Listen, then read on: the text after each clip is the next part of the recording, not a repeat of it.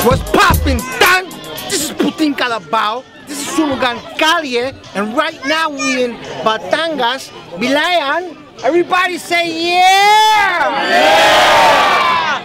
Yeah! We got a great bite for you right now. These are my hosts also, Negativo, Yelshon. Say what's up? Yelshon Baliparo. Yun. Negatibo nga pala, Marshall Camp Records, Tuesday Group Konektado, shoutout sa Whip Caps, Batang Angas, Kolam Playback Clothing. Yung maglalaban ngayon, supposedly yung battle talaga ni Thug Kid, si Rhyme One, hindi namin mahagilap sa di mapaliwanag na kadahilanan. So, kesa wala siyang makalaban at makabattle ngayong araw na to, nagmagandang loob si G-Mac na kung pwede sila maglaban. So, ang naganap, ang nangyari, since ideya na rin ni Yelshon, gawin na lang blind match. Blind match, tinawag na blind match kasi hindi nila alam na sila rin yung maglalaban ngayon. So, hindi sila handa. Both sides. Kumbaga, ilang minuto lang namin ago na pag-usapan na iba-blind match sila. Pareho sila nag-agree. So, saluduhan nyo itong dalawang MCs na to. Bira lang ang tumatanggap ng blind match. Okay! Sa kanan! Mula Balayan, Batangas, mag-ingay para kay Thug Kid! Yeah! Sa kaliwa, galing pa ng Dasma, mag-ingay para kay Jima!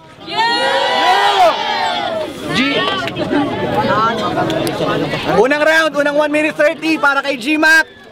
Go! Hinahanap lang ako. Ito ba yung kalaban ko? Ito ba? Mukhang tae. Tae. Sayang pare, mukha kang babae. Alam kong lumabang ka sa Sulugan Kalye, pero wala pang apoy, sunog ka na sa kalye. Akala ko ito na yung pinaka-pogi dito sa Balayan, Batangas. Bakit yung kalaban ko pare parang mukhang inaahas? Mukha kayatang rabbit, ba't ang haba ng liig mo? Ba't di mo paputol yan? Dapat ilubog ka dun sa kulungan ng kumuno yan. Kasi mukha kang suso na tabuso. Tatay mo siguro si Kuya Biluso. At ninong ko si Tugaytay. Bakit pare parang hindi ka yata pwedeng mamatay? Kasi yung ano yan, Bangkok, alam mo ba ibig sabihin yan, tol? Ano ibig sabihin ng damit mo? Ito naman yung book na, puro alikabok. Ayun yung ibig sabihin yan, Bangkok is alikabok, bobo. Mukha kang pek-pek daw ni Tia Biloso. Daig mo pa yung nagpuposo. Mukha kang puso negro, saka ba nakatira sa ilalim ng inidoro? Gago, bobo. Nandito tayo ngayon sa dagat. Kaya pala nangangamoy dagat, pero hindi to taga-dagat, taga doon sa may kabilang gubat. Mukha kang naulat. Sayang, hindi pa naunat. Nabinat ka yata pare, gumalaw-galaw ka naman. Baka ilubog kita sa kulungan ng kumunoy na pang-utak naman. Ano ba yan? Parang nai-stroke ako kasi naka-weeds nga pala daw ako. Sabi ng mga tropa ko, salamat nga pala sa inyo, pero itong tropa nyo, putang ina neto. Time! Okay, 1 minute 30. Unang round, Thug Kid. Go! Hoy! Ba't bawas ang ngipin mo?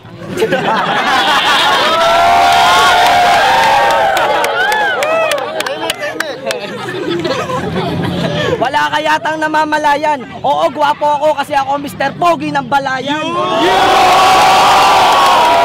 Nice! Unang hakbang ko pataas, ikaw ang unang hadlang na aking masasagasaan. Mahihirapan ka sa bawat barang pakakawalan ko kasi ako ang nakasagupa mo sa gantong talastasan. Malas mo sa labang to, ako ang iyong nakabanggaan. At kada yanig na ipaparanas kung sakit sa iyong katawan, lahat ng ngipin mong nakakabit maglalaglagan. Kaya ugaok maganda na sa mga sandatang ihahambalos ko sa'yo. Babaon ng mga letrang itatara ko na siyang ikakabutas ng bunbunan mo. Gamit ang isang daliri ko, kaya kong pagpira-pirasuhin ang iyong buto. Ito ang isang matinding parusa na ngayon iyong matatamo. Nagsisimula ng biumahe ang iyong kaluluwa sa baba kasi binuksan ko na ang pintuan ng impyerno para sa'yo. Alam mo, lahat ng kasalanan at kamalian mo kay Satanas, ako mismo ang nagsalaysay. Dahil masamang damo ka raw sa'yo na pinapamana ni kamatayan ng kanyang mahiwagang kalay. kalaykay. Kaya magdiwang ka kasi ang anit mo matatalop. Hindi ka na dapat sumali, sumama ka na lamang dapat sa talakop. Kasi walang palakpakan at hiyawan ka ditong mahahakot. Nagpunta ka lang dito sa balaya para mangolekta ng kulangot.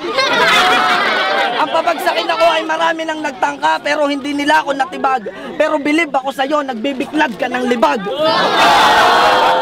Sige salag, baka yung alang-alam mo matagtag. Iparenovate mo na bukas yung gilagid mong nakabalagbag. Malamang na tumatagas na ang iyong dugo sa walang awa kong panagdad. May mga alambreng nakapulupot sa iyong leeg habang ikaw ay aking kinaaladkad. Hindi mo na kayang kumawala at pumigla sa mahigpit mong pagkaagapos. Paniguradong uuwi kang duguan na merong malalim na galos. Pagkatapos mong makaraos sa asong ginahasa mo sa gilid ng inyong garahe, ay madami akong pwedeng masabi. Kasi nirape mo na nga siya, ninakawan mo pa ng tae. Time! Time! Okay, round 2 para kay G-Mac. Go! Yo, wala mo na mag-iingay. Anong sabi mong aso na kinantot ko sa garahe, wala kaming garahe. Alam mo sa kinantot doon sa aming kama na puro babae. Bobo.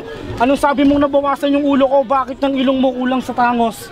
Siguro pag sumisisig ka tumatama doon sa ilalim ng ilungos ng lupa. Kasi mukha kang lupa. Ang dami mong tigyawat, mukhang sinagupa. Hindi sila tumatawa kasi gusto nila magsigawan. Alam ba sila sumisigaw? Mukha ka daw duyan. Kasi dinuduyan nila yung utak nila para sa'yo. Gusto mo ng palaliman, putang ina mo. Hindi na kita papainggan. Wala akong pakialam sa sinasabi mo at sinasabi ng iba. Alam ko, sira yung ngipin ko, putang ina mo, mas gwapo pa rin ako sa'yo, di ba? Kasi hindi ko pa pinapagawa yung grills ko. Pag nakita mo, putang ina mo, tanggal yung face mo. Kaagatin ko yan, tang ina mo, bobo. Hindi ka mananalo kahit anong sabihin mong talastasan. Matagal na ako ginupitan doon sa balagtasan. Alam kong nandito ka sa balayan para manguha ng kawayan. Dadalhin mo sa Paranaque, bebenta mo doon sa inyong tahanan. Kasi hindi pa ayos, di ba? Kasi wala kayong perang pambili. Putang ina mo, tatatarin kita ng mga tutuli. Kung binato mo ako ng kulangot, eto tutuli.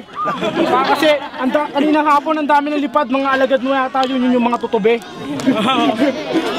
Bobo, freestyle lang to, hindi ako nagsulat, hindi ko pinagandaan. Gusto ko kasi sabihin sa lahat na mukha kang hagdanan.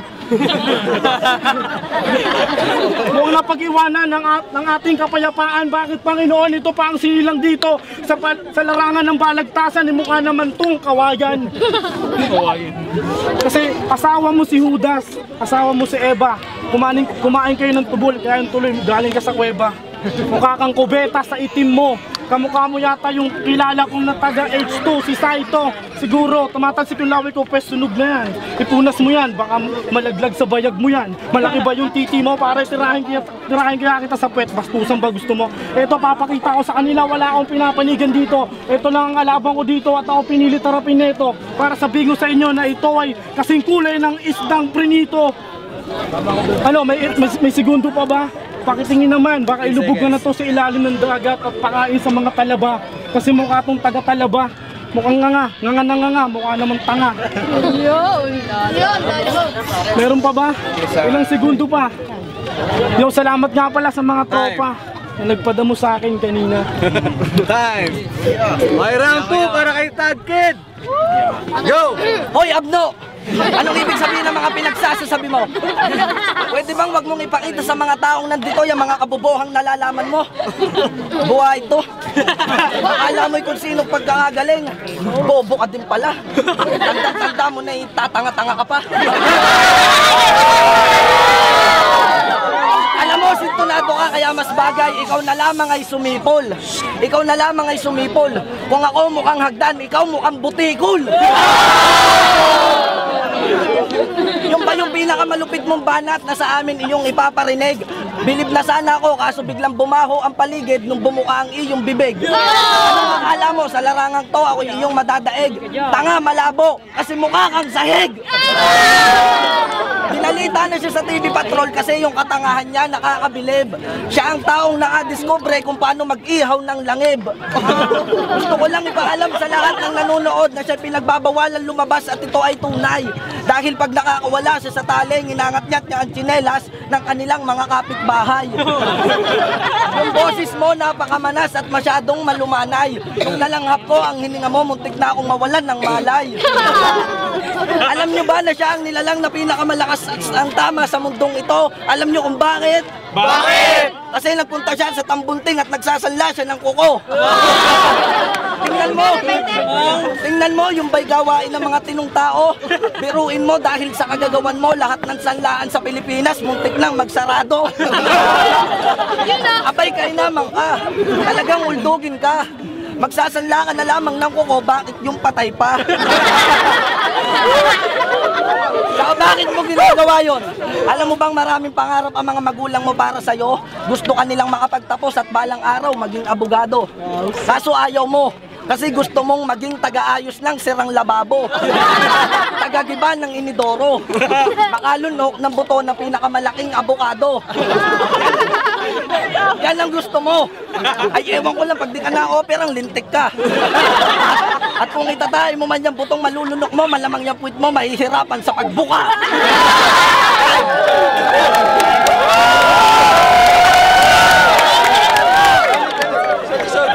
Okay, last round para kay GMAT. Action. Hoy, bunog! Natawag ka na ng nanay mo, yung sinaing mo, malatai daw. Kasi kumalis ka daw kanina, hindi ka ba daw naghugas ng puwet? Anong sabi mo? Ang pangarap ko, taga-sira ng lababo at sirain ko yung bahay mo na inidoro? Bobo ka talaga, di wala ka ng tirahan. Wala titira sa ilalim ng dagat at puputa-putahan, kaantutin mo yung kapating-kapatingan. Utak na ito pare, kabubuhan. Ako doon yung bobo, eto naman mukha na ito, kalabuan. Anong sabi mo, nagsasanla ako ng mga kuko, eh, dumi-dumi ng kuko ko. Tanga pala to, nakita mo ba yung hukay ng dagat? Hinukay ko kaganina para ibato sa'yo. Oh, ina mo, bobo.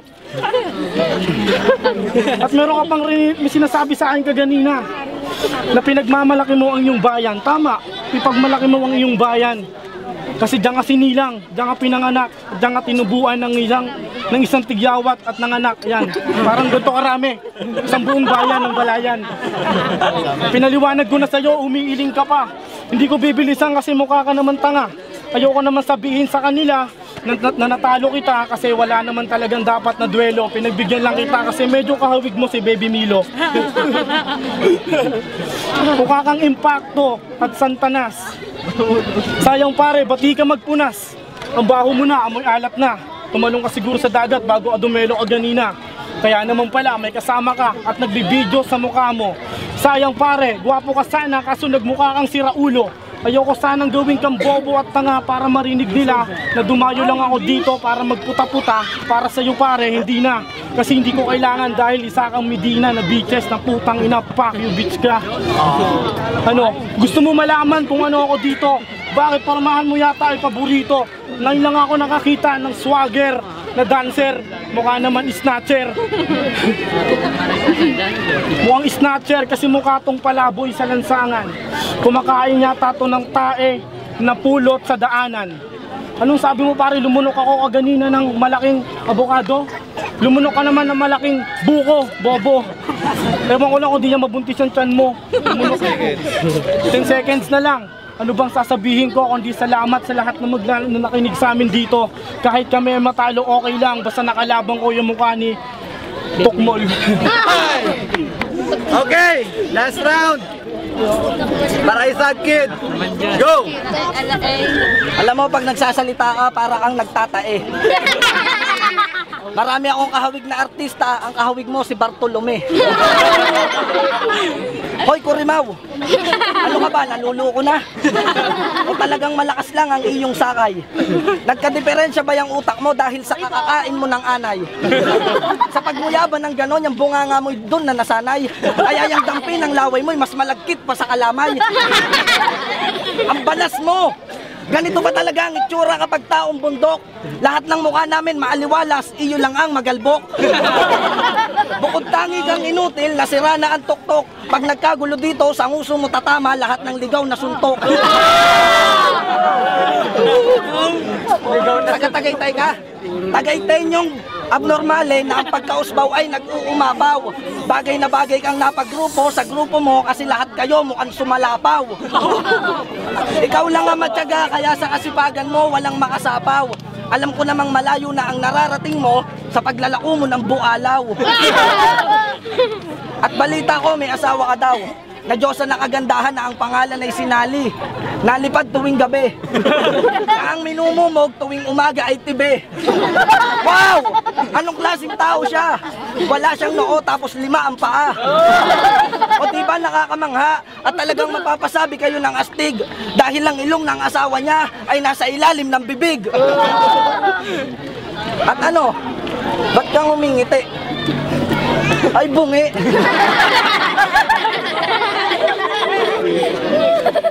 Nag-away daw kayo ng asawa mo. Sinuyo mo siya pero yung galit niya hindi humupa. Paano ba naman nung anniversary nyo, niregaluhan mo siya ng palapa? Tanga! Tanga! Dapat bulaklak, tsaka masasarap na tsokolate. Hindi yung bibigyan mo siya ng tsane at yabe. Pambihira ka. Pero alam nyo ba na sa pagkatao niya ay mapapasabi kayo ng pambihira? Dahil siya ay kawangis na nilikha ng Diyos na ang puwit ay 2 hiwa. Pero hindi niya kinakahiya kasi pwede yung ipagmalaki ng sambayanan. At kung gusto niyo walang traffic, sa puwit niya kayo dumaan.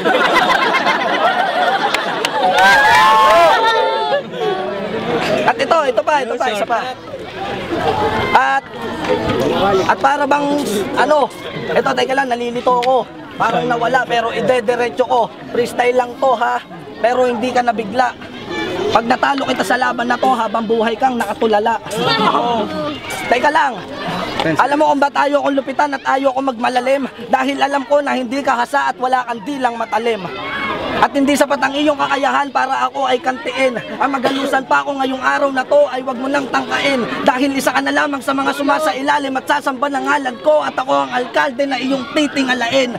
At pag ka nang umasa pa sa mga huradong nandito na iboboto ka pa nila. Dahil kung mangyayari man yon, parang pinaalam mo na rin sa lahat ng tao na kasimbobo mo sila.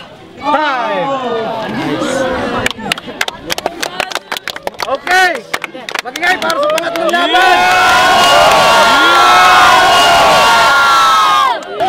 Okay, Sunugan Kalye dito sa Balayan, Batangas. Third match, Tagkid versus GMAC. Blind match to. Ang nanalo, ang boto 5-0 para kay Tagkid.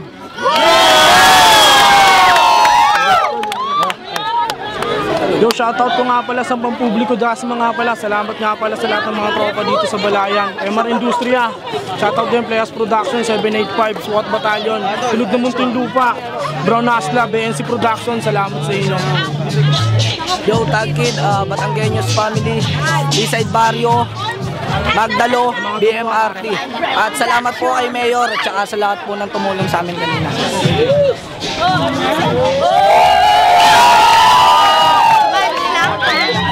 At ito yung explanation ng mga judges. Yo, Bugito nga pala, Batang San Andres, B3T Records. Ang nangyari sa laban, malupit si Ima kahit papano napagtanggol niya yung mga walang ngipin na katulad ko. Pero matindi si Tagkid, matindi. Kahit napagtanggol ni Imak na yung mga walang ngipin na tulad ko, malupit si Tagkid. Kaya boto ko, binigay ko kay Tagkid. Okay, Dasky po, Repin Bulacan's Finest Production. Siyempre, kay Tagkid ako, all rounds 1, 2, 3, kupot niya pati crowd. GMAC, pasensya. Moose, Batanggenyos Family. Bale, maganda yung punchline ni Tagkid, pati delivery. Bale, yung boto ko binigay ko kay Tagkid kasi malupit yung mga bitaw niya, yun lang. Bogchi Kennedy. Hindi ko napapahabain all 3 rounds sa ko ni Tagkid, pero respeto pa rin kay GMAC kasi parehas silang hindi naganda kasi blind match nga. Ayun, Tagkid. GJ, Batanggenyos Family, Eastside Barrio Clothing, Balayan Magdalo. Wala na akong masasabi, kita nyo naman. Talagang matindi si Tagkid. Tagkid.